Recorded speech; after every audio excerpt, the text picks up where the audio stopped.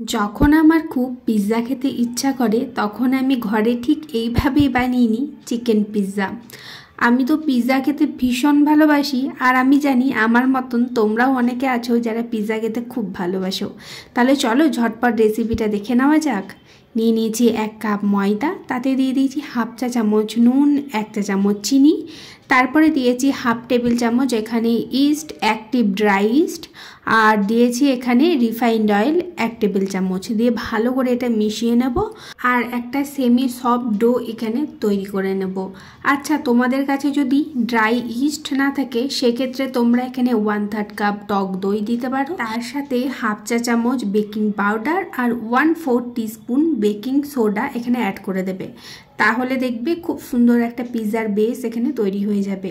আবারও আমি অল্প একটু তেল দিয়ে খুব ভালো করে এটাকে মেখে নিয়েছি। তোমরা দেখতে পেলে কিভাবে আমি মেখেছি, ঠিক এইভাবে এটাকে মেখে নেবে। তারপরে একটা এয়ার টাইট আমি একটা কৌটোতে এটা রেখে দিচ্ছি, আর ওপর দিক দিয়ে আরও অল্প একটু তেল দিয়ে ভালো করে এটাকে মাখিয়ে নিলাম। তারপর ঢাকা দিয়ে এটাকে একটা গরম জায়গায় 1 ঘন্টার জন্য রেখে দেবে। ওখানে আমি এখানে কেটে নিয়েছি ক্যাপসিকাম আর পেঁয়াজ, আর তোমরা চাইলে সুইট কর্ন এখানে দিতে পারো, খুব ভালো লাগে, তবে আমার কাছে ছিল না তাই আমি আর দিইনি। এরপর নিয়ে নিয়েছি চিকেন সলিড পিস, তারপরে 2 চামচ এখানে দিয়ে দিয়েছি পিৎজা সস, যেটা আমার একদমই হোমমেড ঘরে বানানো।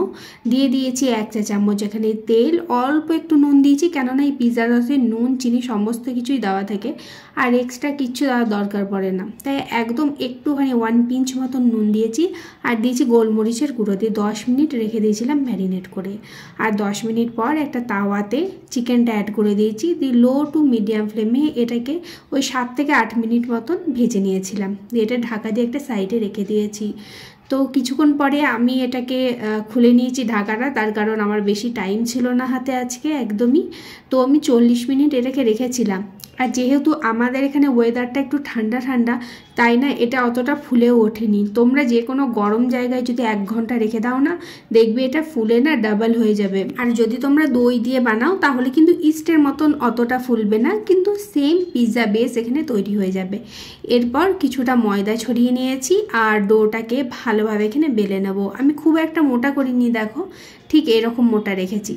তারপরে এটাকে একটা এরকম ফুটো থালায় আমি তেল ব্রাশ করে নিয়েছি, তার উপরে আমি এটাকে রেখে দিলাম, আর ভালোভাবে টেনে টেনে এটা থালাটার গা দিয়ে আমি লাগিয়ে নিচ্ছি। তারপরে একটা কাঁটা চামচ দিয়ে এভাবে ফুটো করে নিতে হবে, তা না হলে না এটা লুচির মতন ফুলে যাবে। তো ফুটো করে নেওয়ার পর এখানে 2 টেবিল চামচ পিৎজা সস আর 1 টেবিল চামচ মেয়োনিজ দিয়েছি। মেয়োনিজ দেওয়ার কারণে না একটা ক্রিমি ক্রিমি ভাব আসে এখানে। তো ভালো করে সমস্ত এই যে বেলে রেখেছিলাম যে পিৎজার বেসটা, তার মধ্যে ভালোভাবে এটাকে ছড়িয়ে দিলাম। ওপর দিক দিয়ে দিয়ে দিলাম মজেরেলা চিজ। তারপরে আমি একে একে এখানে সবজিগুলো অ্যাড করে দেবো। প্রথমে তো ভাবলাম একটু সাজিয়ে করি, তারপর দেখছি না অনেক টাইম লাগছে, অত টাইম নেই হাতে, সমস্ত কিছু একসঙ্গে দিয়ে দিই। তো সমস্ত সবজিপাতি একবারে এখানে অ্যাড করে দেব, আর তারপরে চিকেনগুলো এখানে অ্যাড করে দেব, আর তারপরে ওপর দিক দিয়ে ছড়িয়ে দেবো বেশ অনেকটা মজেরেলা চিজ। তোমাদের কাছে যদি মজেরেলা অ্যাভেলেবেল না থাকে সেক্ষেত্রে তোমরা প্রসেস চিজও কিন্তু এখানে অ্যাড করতে পারো। এরপরে মানে এই যে পিৎজা যে বেসটা, সেটা যেটা আমি থালাতে টেনে টেনে লাগিয়েছিলাম, সেইটা ঠিক এইভাবে রাউন্ড করে করে আমি পিৎজার সঙ্গে এভাবে লাগিয়ে দেবো, তাহলে না দেখতে খুব সুন্দর লাগে।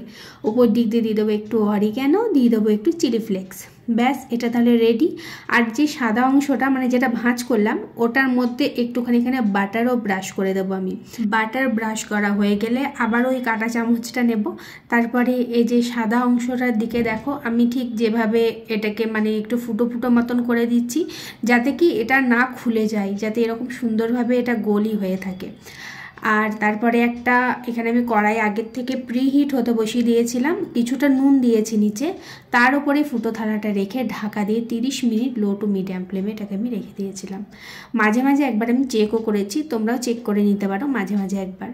তো এখানে রেডি হয়ে গেল পিৎজা, দারুণ সুন্দর হয় খেতে, অবশ্যই একবার ট্রাই করবে কিন্তু। আর আজকের ভিডিওটা কেমন লাগলো সেটা কমেন্টে জানাতে ভুলবে না। ভিডিও ভালো লাগলে প্লিজ একটা লাইক আর শেয়ার করে দিয়ে যেও। আবার দেখা হবে অন্য কোনো এক ভিডিওতে।